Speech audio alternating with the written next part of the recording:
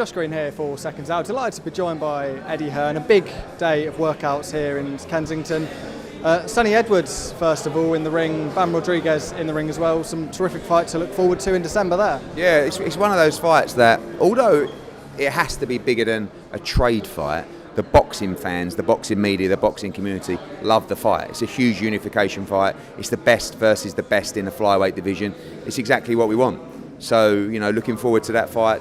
Two great fighters. Sonny's mad as a box of frogs, and it's a 50-50 fight. And when you look at our schedule coming into the end of the year, which is fantastic, that really stands out. Obviously now, yesterday we introduced Devin Haney against Regis Prograis, which is the week before. So our December run's going to be fantastic. Maybe throw Ben Eubank into that mix, maybe even AJ fight. We're closing out in style. We're also here for the workouts of Jai Opetaia and Jordan Thompson. Huge opportunity really for Jordan Thompson, but a big step up. What makes you believe that he can compete and possibly win the world title on Saturday night? It's a massive step up and it's a massive ask, but whenever you make that step, you have to look at the style of the fighter, the ability of the fighter. If Jordan Thompson wasn't 6'6" with blistering speed and one of the biggest punchers in the division, I wouldn't have let him take the fight, because you say, how do you win? You don't have a proven engine like Opetaia. You don't have the experience of Opetaia. You don't have the wins of Opetaia. So, and I'm not interested in a payday for Jordan Thompson because he's got potential. But when you roll the dice, you roll it with a chance to hit the jackpot. And that's exactly what Jordan Thompson's doing. This is a brilliant athletic matchup between two big punching, fast cruiserweights. And for the first 6 rounds, this is going to be blistering on Saturday night. And what a chance for Jordan Thompson. He's fighting the best cruiserweight in the world, the IBF world champion, the Ring Magazine champion, and he can win everything in one swoop. So, it's going to be a great show and a brilliant main event.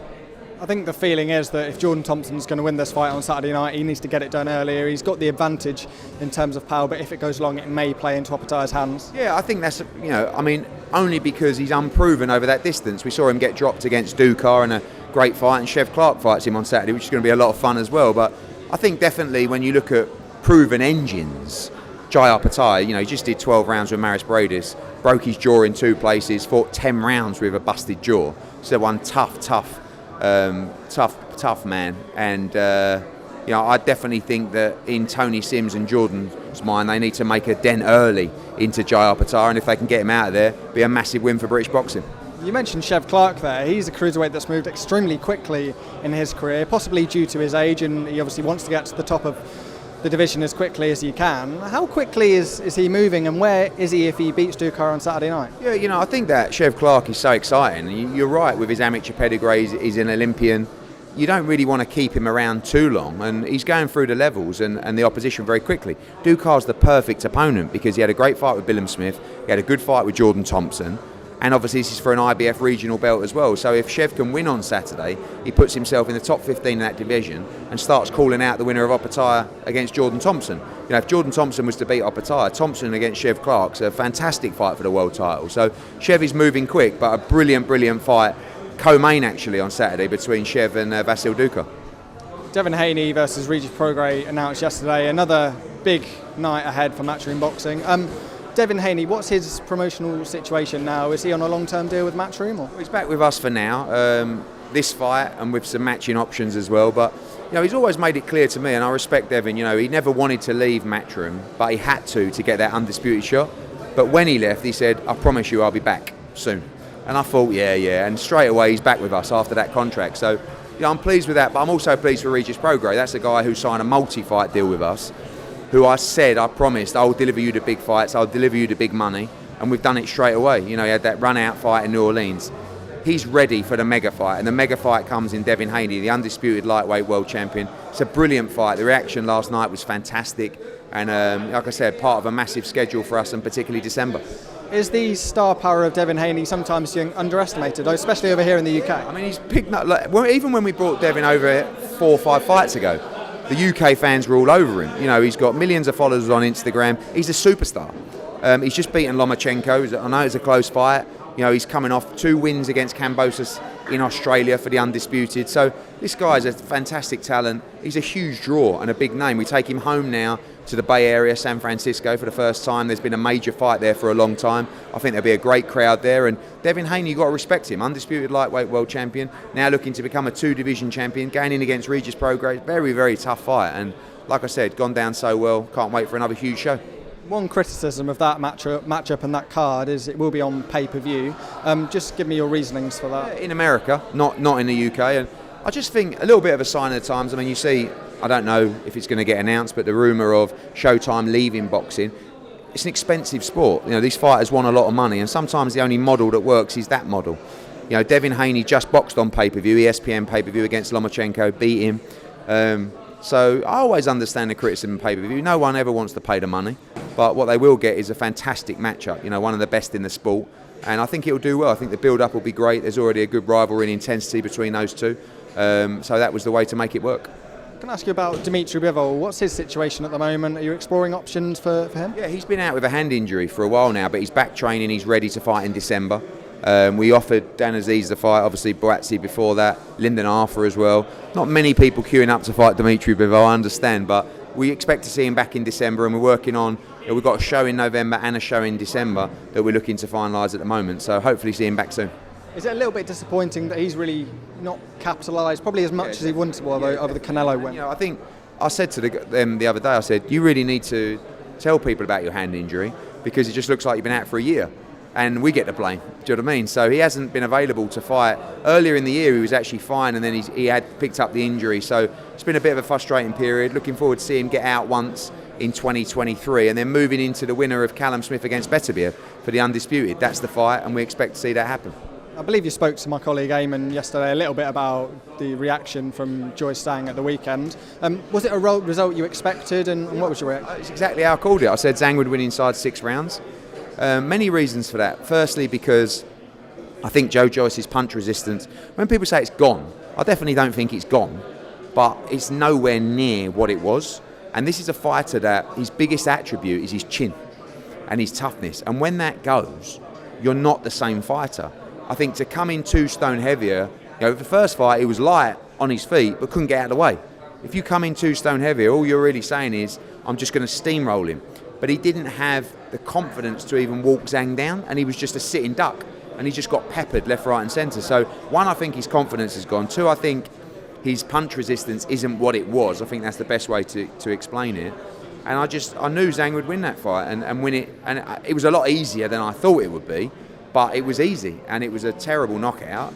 And, you know, I mean, when people talk about retiring, it all depends on what the fighter wants or where they want to be. Do you understand? Like, I think Joyce is 38. Is he? You know, he wanted to be world heavyweight champion. That's done now. He's never going to be world heavyweight champion. He's not going to be in any big fights yet. But he probably has got a contract with Frank Warren for a couple more fights. So if a fighter, you know, I don't think this is a fighter that we're seeing shot to pieces. But I think it's a fighter that's ability to absorb punishment is definitely going, and when that happens at that age, you look at the punishment they've sustained, particularly in heavy spars. I mean, I've seen AJ spar Joe Joyce. It's a massacre, but Joe never stopped coming. Do you know what I mean? Like, it was competitive, but you're watching it like this. Oh my God! And you know, you don't want to see those kind of fights. And if you, as much as Joe Joyce gets hit, if you start seeing him getting wobbled by lesser fighters, it's sad to see. So I never think, I get asked all the time, should he retire? I don't like saying you should retire, because it's an individual choice. You know, if I started becoming a little bit, I don't know, you know, mentally not as sharp, or, you know, I've suffered from being serious, you know, like some kind of dementia, but I wanted to keep going, even if I couldn't perform at the level, it's up to you to do that, you know, and it's your life. So I think, but boxing's dangerous, and that's how you got to look at it. But I think if he drops down the levels, I still think he can win fights. But do you really want to do that? You know, the aim was to box at the elite level and become a world champion, and that's a long way off now. You said Zhang wasn't in the top 4 heavyweights in your opinion. Where do you think he does place now? I think, you know, look, his best win is against Joe Joyce, right? Whose best win before that was against Parker or Daniel Dubois. So Joe Joyce was a solid top 10 guy, right? So for me, you got the heavyweight division goes like this: Tyson Fury, Alexander Usyk, and I think Usyk's achievements are better, but when I think about who I would favour in that fight, so Tyson Fury number 1, Usyk number 2, this is my opinion, AJ number 3, Deontay Wilder number 4. You look at Deontay Wilder's resume, beaten absolutely no one, but a very dangerous fighter. Then you start looking at Hrgovic, who beat Zhang. I know it was a very close fight, but really from them it's between Hrgovic and Zhang for number 5, probably. I don't know if I'm missing someone. Andy Ruiz, but he's been inactive. He's 5'6", so I look at those 4 elite guys right now, those proven guys that I mentioned, and then you've got very competitive era outside of that in Hrgovic, in Zhang, in Andy Ruiz, in all these guys. So he's a very good heavyweight. He's a dangerous heavyweight. We promoted him for 5 or 6 fights. Sometimes a fighter can make you look like Muhammad Ali in there, and he hasn't really looked like that before, but he's a big lump, southpaw, and he can punch. Zhang has been mentioned as an opponent for Anthony Joshua. Now, no matter who Anthony Joshua fights... Absolutely no problem with that fight at all. I mean, we looked at it before quite a few times, and I just feel that, if you think that AJ is going to worry about Zhilei Zhang, I see things like people talk about AJ's chin, and when you look at the fighters and the punches that he's been in with, and Zhang is heavy-handed, but he's very slow as well, and we've liked that fight. AJ beat him in the amateurs. If there's a big fight to be done there, particularly at the Bird's Nest in China, 100% we'd take that fight. Our focus is Deontay Wilder, but if we can't get that fight, AJ wants the biggest fights out there, and the 2 biggest fights are Fury and Wilder. If we can't get them, Zhang might be another option. Is there a chance Anthony Joshua's fight could be a final eliminator for Tyson Fury, or? With Wilder, yeah, maybe. I mean, I don't really. At the end of the day, Tyson Fury's agreed. Well, he says he would agree to 60-40 against AJ. When AJ knocks out Deontay Wilder, the deal's 50-50, because when Tyson Fury drew with Deontay Wilder and he was beltless, he said, "I will only fight AJ on 50-50," and it was a draw, even though I thought he won the fight. So when AJ stops Deontay Wilder, the fight with Fury is 50-50, if he ever agrees to take it. Final one for you, Fury and Ngannou. We're closing in on that fight. Your thoughts on it? I saw Ngannou on the pads yesterday. Look, I love the event. I think it's unbelievable. This is going to be, I mean, one, I don't think Ngannou could go 4 or 5 rounds if Tyson Fury fights at pace. 2, watch him on the pads. We will do. Cheers, Eddie. Cheers, mate. Bye.